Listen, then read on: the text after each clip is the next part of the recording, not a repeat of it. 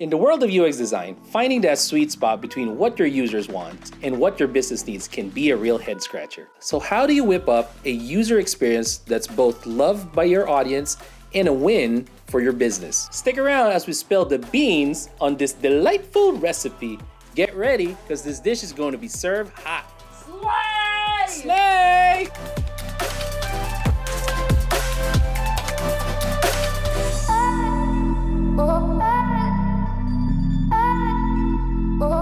Hello there, ladies, gents, folks of any and all genders, future design leaders, and UX enthusiasts. I'm JG, your friendly neighborhood UX person, and welcome to Lead the Design, a channel that talks about the non-technical aspects of UX design, the soft skills. It's a place where we dive into the world of user experience without getting into the nitty-gritty of pixel tuning and our favorite design tools, Figma. I'll be sharing my insights, experiences, and tips for you to become a rock star design leader. Oh yeah. So whether you just started on UX journey or you're a seasoned pro, ring that bell, hit that like, and smash that subscribe button. Let's get started. Today, we will be diving deep into user empathy and business goals. It is what separates a good designer from a great one, if you smell what I'm cooking. Let's begin our exploration with a culinary analogy here in our UX kitchen. Imagine you're a skilled chef about to cook up a mouth-watering meal. Our design process is like a proper recipe. Our users are our hungry diners, and our business goals, let's just say they are our ingredients. As a talented chef, you wouldn't start your culinary masterpiece without understanding your diners' tastes and preferences. Very similar to being a design leader. You must start with a deep sense of user empathy. You need to discover your user personas, learn about their pain points, desires, and what they need from your product or service. You wouldn't serve a 12-course meal to somebody looking for a cheesy gordita crunch. Nor would you serve a happy meal to somebody looking for champagne dreams and caviar wishes. Well, you might ask, JG, what about the business goals? Let's just say this. Think of business goals like Colonel Sanders' 11 herbs and spices. We know it's a secret. It's still fried chicken, but it's so uniquely KFC. I really could use this fried chicken right now. Mix user empathy and business goals together, and you're on your way to cooking a user experience that not only satisfies your users, but aligns with your organization's strategic objectives. Now, the process is not necessarily as easy as like putting your eggs, putting your spices, mixing it into a bowl, and making good omelet. Achieving balance is a little bit more like walking a tightrope.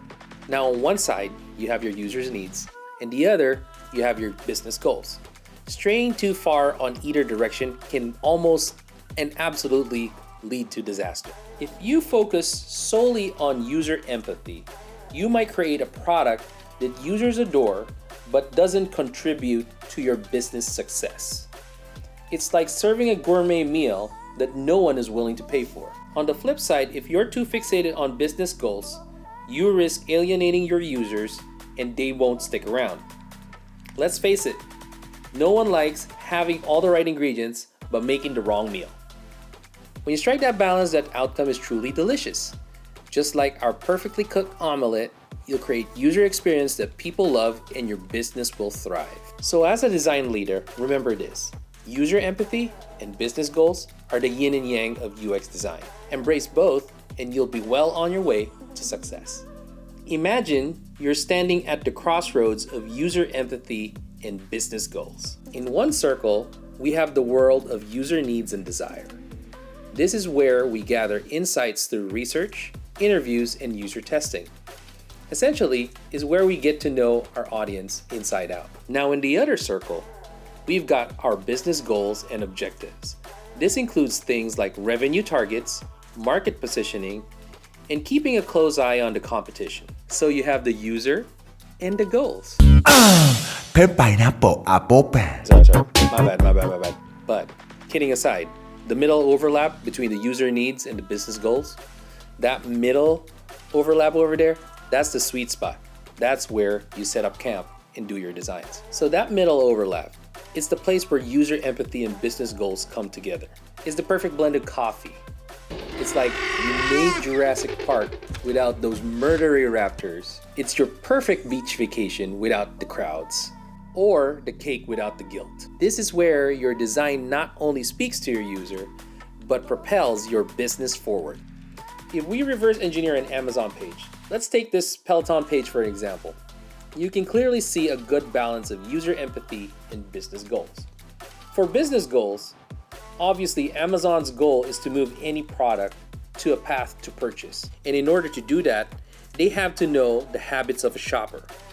At a granular level, we know that a shopper should be happy with what they purchase, even before they hit that checkout button. Happiness in this case for Amazon users usually equates to being satisfied that it works for his or her environment.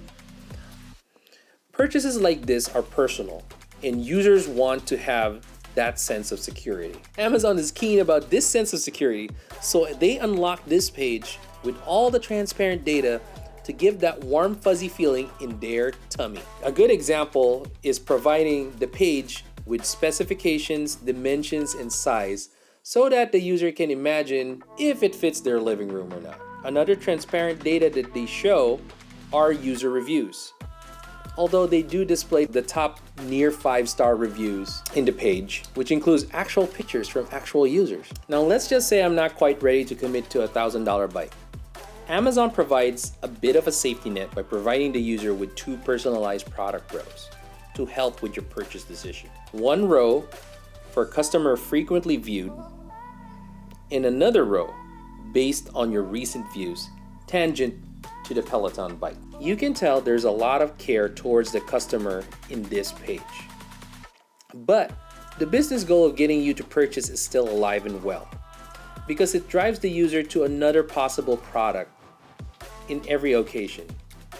Yet it still emphasizes the user to make a reasonable purchase. It's truly a win-win for both business goals and user empathy. An Amazon product page is a very small example of an integration between user wants and business goals look like. But can you imagine a future where both are seamlessly integrated into every digital experience that we touch? Imagine a world where designers won't have to rely on guesswork or luck to create products that users love. Instead, they'll have access to advanced predictive analytics.